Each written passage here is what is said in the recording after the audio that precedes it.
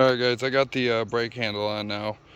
Got the line ran all through the forks, down the frame, top frame, all the way down to right here. It clears the chain. You got plenty of room between the chain.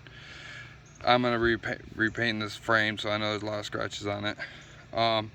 That bracket, I just took a piece of steel, drilled 2 holes in it, put a spacer in there, and it bolted right out. The bottom bolt bolted right in the original hole.